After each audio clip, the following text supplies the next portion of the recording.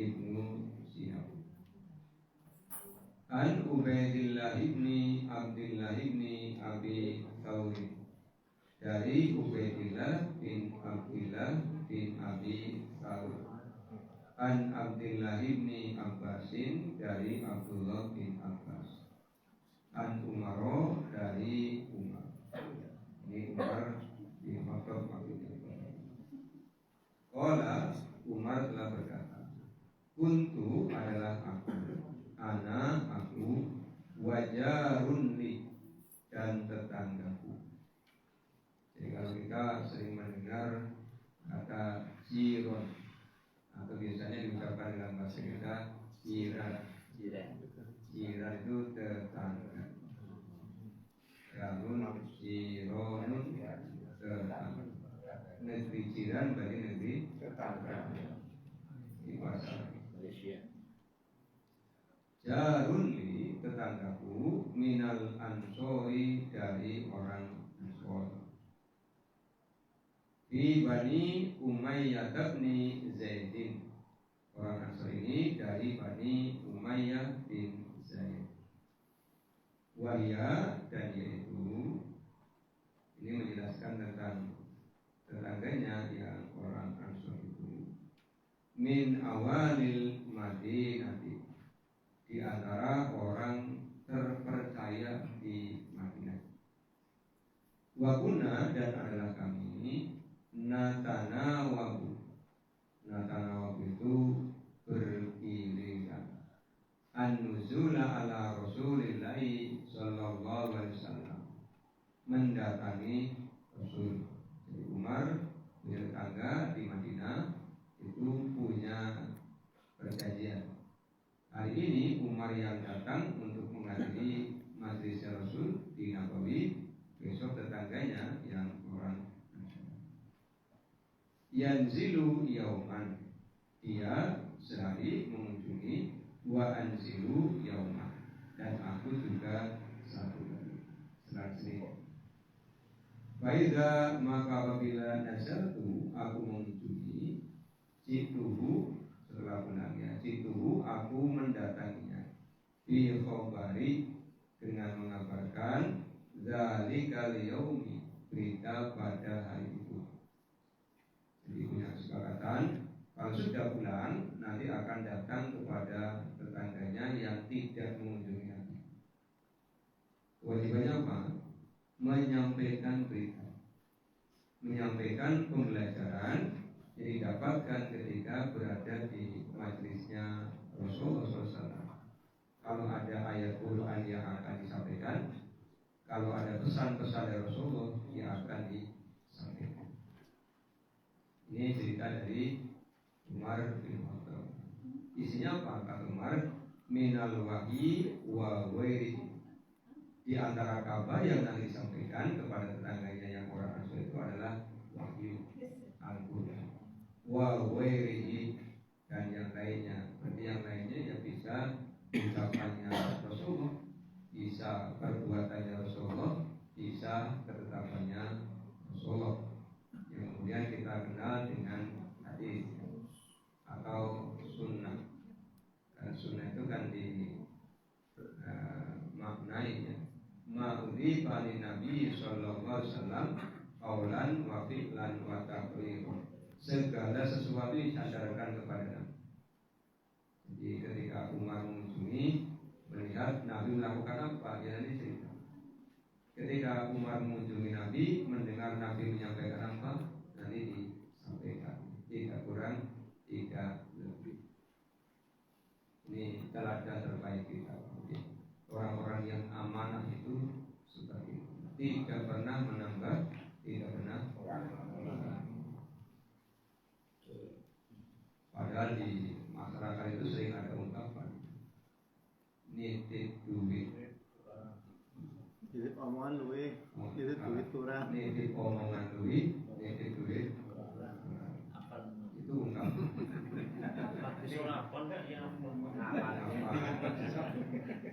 Kalau orang-orang yang amanah ya titip duit ya, itu titip omongan ya, dia orang amanah. Wa idza dan apabila nazala dia yang mengunjungi, fa'ala dia mengerjakan misla zalika seperti yang itu. Fanazala kemudian dia mengunjungi siapa? Sohibi sahabatku al-ansori orang ansori. Jadi Umar bin Khattab itu menyebut sahabatnya tetangganya sebagai sahabat. Ini menunjukkan kedekatan, menunjukkan keakraban, juga menunjukkan persaudaraan. Kan terkait dengan tetangga kita semua punya. Maka tetangga itu kan dibedakan menjadi 3. Ada tetangga yang punya 1 hak atas diri kita. Ada tetangga yang punya 2 hak atas diri kita. Ada tetangga yang punya 3 hak atas diri kita. Tetangga yang punya 1 hak atas diri kita siapa?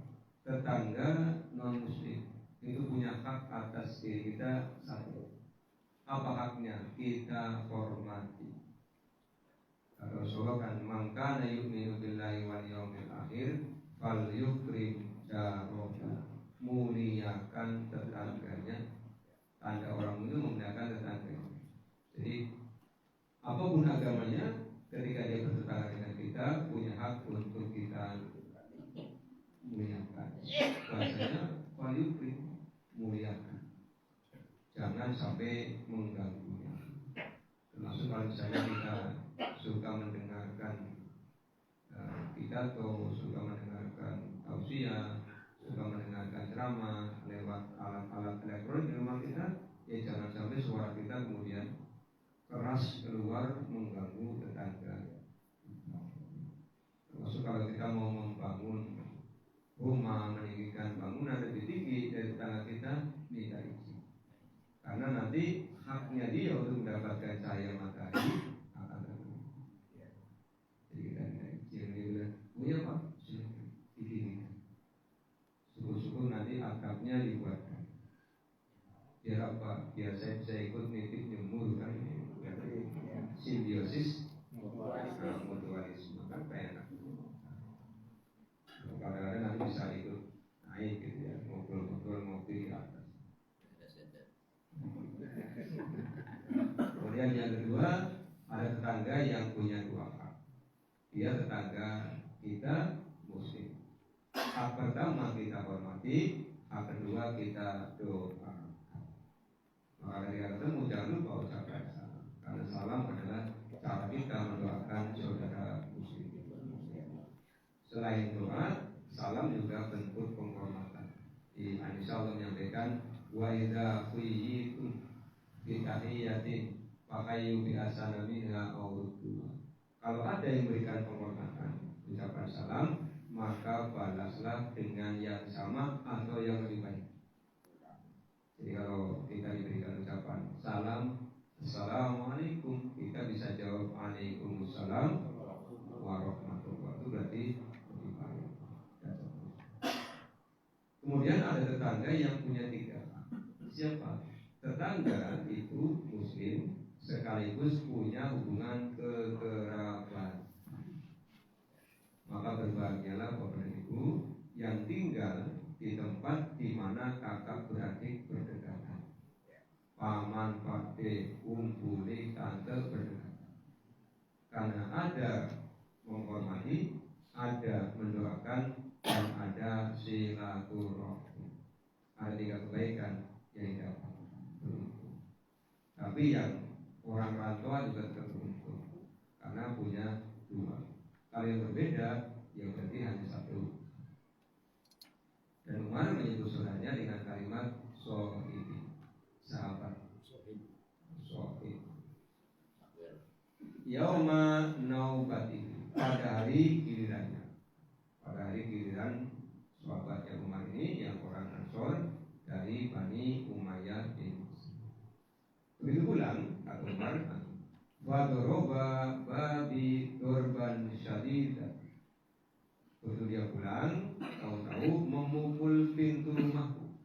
Wadoroba, dia memukul babi, pintuku, dorban syadidah, dengan pukulan yang sangat keras. mengetuk pintu tetapi dengan ketukan yang sangat keras. Pakola kemudian dia asal mahua, apakah ada berita? Fabazih itu membuat aku kaget. Fakoraj itu kemudian aku keluar ilahi kepada. Jadi Umar membuka pintu sambil mengajukan pertanyaan. Karena cara ngetuk pintunya berbeda dengan hari-hari biasa. Biasanya kan ada sesuatu yang menghebohkan atau sesuatu yang sangat penting untuk disampaikan. Kan biasanya adanya begitu. Kalau ada orang datang ke rumah panjenengan, ketuk pintunya keras, berarti ada sesuatu yang di luar kebiasaan, luar biasa. Ya, buka alhamdulillah, ngantri kiriman ternyata luar biasa. Misalnya begitu ya. Fakola kemudian dia berkata, kot sungguh hadatha amrun azim, ada berita besar. Tapi dia tidak cerita berita besarnya apa. Sehingga Umar kemudian segera bergegas. Apa yang dipikirkan oleh Umar? Putrinya Hafsah. Hafsah ya, namanya Hafsah. Hafsah tak marbutan. Hafsah. Bukan Hafsah, tapi Hafsah. Pada waktu itu kata Umar, kemudian aku masuk ala Hafsah, ke rumahnya Hafsah. Jadi kalau saya membaca di dalam sirah, Rasulullah ketika datang ke Madinah itu kan membuat, kalau sekarang namanya kamar itu, tapi saat itu ya rumah. Kenapa sekarang disebutnya kamar? Karena ukurannya hampir sama, 4 kali 4. Jadi ditempati oleh Ibunda Aisyah satu kamar, ditempati oleh Saudah binti Asma satu kamar, kemudian ditempati oleh Hafsah. Itu kan urutannya wanita-wanita yang dinikah Rasulullah tertinggal Ibunda Khadijah. Nah ketika masuk ke rumahnya Hafsah, faidahia, maka ketika itu dia Hafsah tabeki lagi nangis. Nah ini kan membuat Umar semakin khawatir. Tadi gedor pintunya, kemudian datang ke rumahnya Hafsah, ternyata Hafsah lagi sebagai ayah kan ya bisa nih orang tumpen nangis kan. Umar ini kan sahabat yang oleh Allah dikaruniai kepekaan dan kecerdasan. Fakultu kemudian aku berkata, "Qala kunna Rasulullah sallallahu alaihi wasallam." Lalu ditanya kepada Hafsah, apakah Rasulullah menceraikan istri-istrinya? Qala Hafsah menjawab, "La adri, aku tidak tahu." Wah, ini kan bikin gawat kan? Nah, ini ditanya apakah Rasul menceraikan dan istri yang lain? Jawabannya la adri. Summa kemudian dakwatu ala Nabi SAW, Umar masuk ke tempat Nabi. Ini kalau dibaca di tafsir Al-Quran surah Al-Ahzab di ayat 28, 29, 30 itu Rasulullah SAW itu kan mengilah istri-istri beliau, karena istri-istri beliau itu meminta nafkah, ingin diberi nafkah sebagaimana wanita-wanita pada umumnya. Maka Rasulullah kemudian tinggal di tempat yang tidak bersama dengan istri hampir 30 hari, 29 hari. Nanti akan dibahas kita sampai kepada hadis Bunda Aisyah. Ketika ditanyakan, ya Rasul, kan belum 30 hari itu Anda sudah pulang. Ya Rasulullah, kan 1 bulan ada kalanya 29 hari. Turun surah Al-Ahzab yang isinya menegur para istri Rasulullah untuk tidak menuntut Rasul hal-hal yang tidak patut dilakukan oleh istri seorang Rasul. Kalau Allah mau, Allah menawari mereka, Allah akan berikan mereka nafkah, tapi Allah akan perintahkan Rasul untuk menceraikan mereka, gitu kan? Dan Allah akan ganti untuk Rasulullah istri-istri yang lebih baik. Makanya kemudian Rasulullah dikunjungi oleh Umar. Jadi Umar itu kalau ada soalan ya langsung cari ke sumbernya, tidak tanya kemana-mana, tapi langsung yang beliau pikirkan ada sesuatu dengan putrinya, datangi putri. Ditanya tidak tahu jawabannya, datangi suaminya Rasulullah SAW. Kemudian kata Umar begitu sampai ke tempat Nabi, fakultu, kemudian aku berkata, wa ana, dan aku imun. Jadi datang tidak pakai duduk, ingin segera dapat jawaban. Kemudian Umar bilang, atau lakta nisa'aka, apakah engkau menceraikan istri-istrimu? Oh lah, Rasulullah tidak. Rasulullah tidak. Apa kata Umar? Fakultu, kemudian aku berkata, Allahu Akbar. Takbir. Bum ketika mendengar Rasulullah tidak menceraikan. Ini tidak dijelaskan selanjutnya bagaimana. Oh, ya. Ini matan hadisnya seperti itu. Kemudian hadis ini kan dicantumkan oleh Imam Al-Bukhari pada kitab ilmu. Pelajarannya apa yang bisa kita ambil? Yang pertama, semangat di dalam mencari ilmu itu harus dipertahankan. Kalau tidak bisa datang setiap saat, maka bisa bekerja sama. Bisa bekerja sama dengan saudara, dengan tetangga, atau dengan sahabat. Kalau dia bisa bekerja sama, misalnya bisa begitu. Kalau satu hari dia yang datang ke majelis di mana ilmu diajarkan, nanti pulang dengan catatan pulang nanti cerita. Lah bagi daerah kita sudah sangat dibantu dengan teknologi. Allah SWT telah memberikan pengetahuan pada manusia dengan teknologi. Maka kalau kita tidak bisa data, kita bisa titip. Kalau nyatet mungkin lama. Kita bisa titip dengan meletakkan alat rekam di depan ustaz, di depan guru-guru kita, meletakkan izin Pak untuk merekam. Buat siapa? Tadi teman izin tidak bisa datang, tapi pengen tetap mendapatkan ilmu.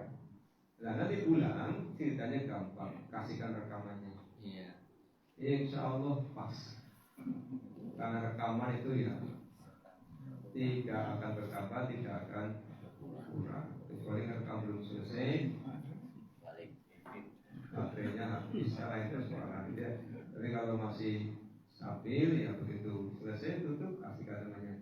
Tadi jadikan pesan ya materinya ini. Silakan disimak sendiri, ini persis penjelasannya sama. Hanya bedanya ini hanya rekaman suara, gitu kan? Atau pengen yang lebih bisa lagi, minta direkamkan lewat bantuan audio video, pasang aja di sini. Pak izin untuk nanti bulan nih rekamannya kasihkan, ada suaranya, ada gambar. Terus kayaknya ini materinya perlu disebarluaskan supaya orang lain juga bisa ikut mendengar. Silakan dibagikan, memberikan manfaat. Dan bagian dari wakaf yang merekam yang mendapatkan kebaikan, kalau bisa berbagi, yang menyampaikan juga mendapatkan kebaikan. Selagi teknologi ini masih ada, orang lain bisa mengambil manfaat, insya Allah menjadi ilmun yuntafa'u bihi, menjadi sodaqotun jariyatun dalam bentuk berbagi. Sampai kali ini titipan ini. Karena para sahabat itu oleh Allah dikarunia hafalan yang kuat. Jadi begitu mereka mendengar Rasulullah SAW, mereka cerita pas. hafalannya plak jiplak. Iya, karena mereka diberikan anugerah hafalan yang kuat. Nah, tiada kita karena menghafal sesuatu yang tidak mudah, kita bisa dibantu dengan teknologi. Sudah yang plak jiplak rekamannya. Itu belajar dari cara Umar dengan sahabatnya yang Quran Rasul itu di dalam pergantian mencari semangatnya dipertahankan. Kemudian yang kedua, Bapak dan Ibu, dari hadis ini kita diajari oleh kisahnya Umar dengan sahabatnya yang Quran Rasul itu betapa pentingnya menjaga amanah. Tadi kami sampaikan, satu hari aku yang mendatangi Rasul, kata Umar, di hari yang lain dia yang mendatangi. Maka kalau sudah datang gilirannya dilaksanakan. Jangan sampai mampu tetapi kemudian mengelak. Jangan jadi orang-orang yang tidak melaksanakan amanah. Kita akan diingatkan oleh Allah di Al-Quran surah An-Nisa 58. Kata Allah, Inna Allah ya'murukum an tu'addul amanati ila ahliha. Sesungguhnya Allah berikan perintah kepada kamu untuk menyampaikan amanah. Jadi amanah ini termasuk bagian dari ketaatan kepada Allah. Di surah Al-Mu'minun, ketika Allah menjelaskan tentang tanda-tanda orang mukmin, qad aflahal mu'minun, di antaranya adalah walladzina hum li amanatihim wa ahdihim ra'un. Karena orang mukmin apa kata Allah? Menjaga amanah, menjaga janji. Amanah itu apa sih? Amanah itu segala sesuatu yang dititipkan kepada kita, baik berupa ucapan maupun berupa harta. Termasuk tadi berupa gantian untuk mendatangi majelis ilmu. Dan ketika kita sudah punya kesepakatan dengan teman, saudara atau sahabat untuk gantian ilmu, pas harinya ya kita benar-benar datang. Jangan sahabat kita sudah mengandalkan diri kita, ternyata kita pergi tapi tidak datang ke majelis ilmu. Datangnya bulu maning nanti. Iya, akhirnya dia saya datang ke tempat kita biasa ngaji, ternyata di tempatnya tidak ada. Malah jadi tip lagi sama orang lain. Ini amanah kok diamanahkan kepada orang lain. Kita lupa. Kalau tidak bisa ya sampaikan. Mohon maaf untuk hari ini tidak bisa datang karena ada sesuatu hal yang harus ditunaikan lebih penting dibandingkan yang sudah diamanahkan. Minta relaan. Sebab kalau amanah itu sudah dikhianati, ya bahaya. Berarti sudah ada tiga tanda orang munafik. Ya, kan orang munafik itu kan tandanya berkata dusta, berjanji mengingkari, dipercaya. Dan orang kalau dipercaya berkhianat, otomatis ingkar janji. Orang kalau ingkar janji, otomatis berdusta. Makanya Rasulullah SAW itu kan wanti-wanti kepada para sahabatnya. Hadisnya sampai kepada kita baca bahwa kedustaan adalah pintu masuk keburukan. Rasulullah kan iyyakum wal kadhiba. Fa innal kadhiba yahdi ila fujuri, fa innal fujura yahdi ila nari. Jauhi oleh kalian kedustaan. Orang ingkar janji pasti berdusta. Orang khianat pasti ingkar janji. Ini satu paket. Karena dusta adalah pintu masuk. Dari sini kita belajar bagaimana amanahnya Umar bin Khattab dengan sahabatnya yang orang. Kemudian yang ketiga, pelajaran yang bisa kita ambil. Umar menceritakan ketika pulang dia segera